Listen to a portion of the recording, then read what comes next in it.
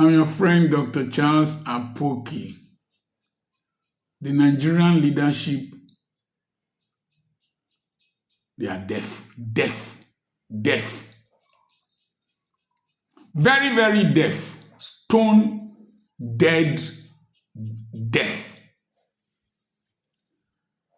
What is happening in the north has been predicted by several people, including the Emir of Kano, Lamido Sanusi, when he was talking about poverty in the north, illiteracy in the north, elite capture in the north. People felt rattled and they felt that the best thing to do was to dethrone him. How markets, like as I said, those who voted, who frustrated Obi, how markets.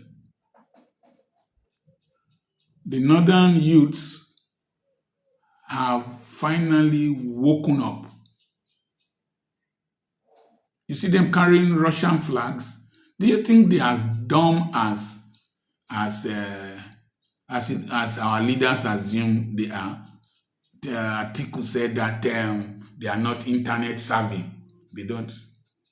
I saw them with Android phones.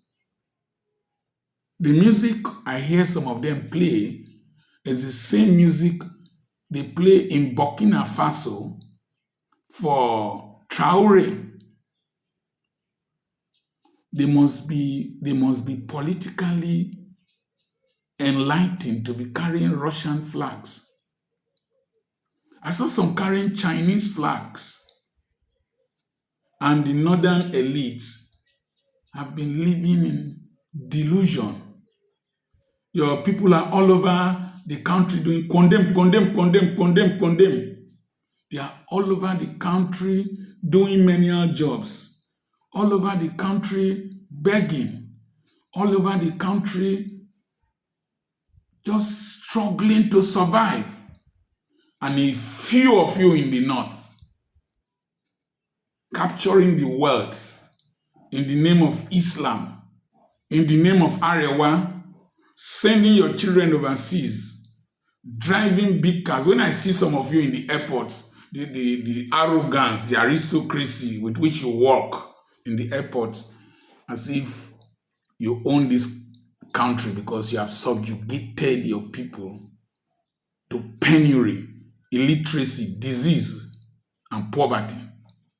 Now, the statements by a musician that if you don't spread the riches to the poor, they will spread their poverty to you has come to place.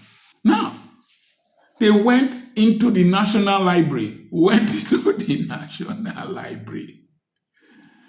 carried brooms, carried waste bin, carried chairs, carried refrigerators, carried everything carryable.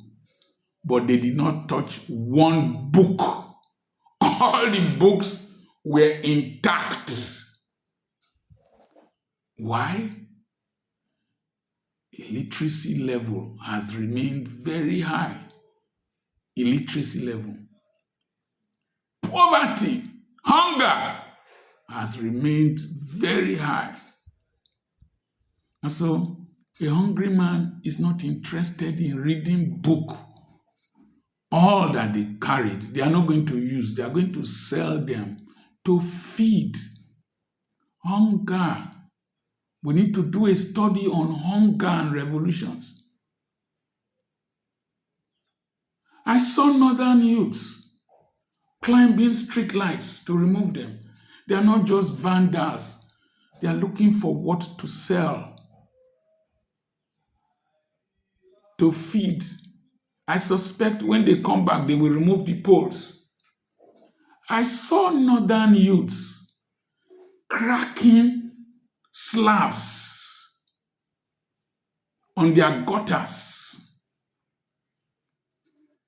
to stone. But what intrigued me was that they were arranging the iron rods from the slabs in neat rows to sell as condemn, condemn, condemn. This is how you weaponize poverty and then it explodes on your face. The people are tired and the people are angry. That's why the protest is so intense in the north. Everything revered, every person revered. It's only the mosques they have not gone to, only churches they've not gone to. And I really respect those northern young men. They've not gone after businesses of other tribes. Tragically, a policeman was seen in one of the videos with a bag of rice. He is hungry. I don't know if it's an old video from NSAS, but policeman with bag of rice. Hungered. The people are hungry and the people are angry. A hungry man is an angry man. The belly full and we hungry. After these protests, the northern elite must sit up. Start thinking about entrepreneurship development. The average northern young man, woman, hard-working people. If there are any thieves that steal in Nigeria, most likely they are from other nations. But the core northern youth, I see where they sell currencies, where they sell wristwatches. I asked them one time, are you from the same community? They say no. That as long as they are Arewa people, nobody will steal each other's properties. I might be wrong, very, very wrong, but that's what I observed. And they know how to manage crises in their communities where they live. But today, that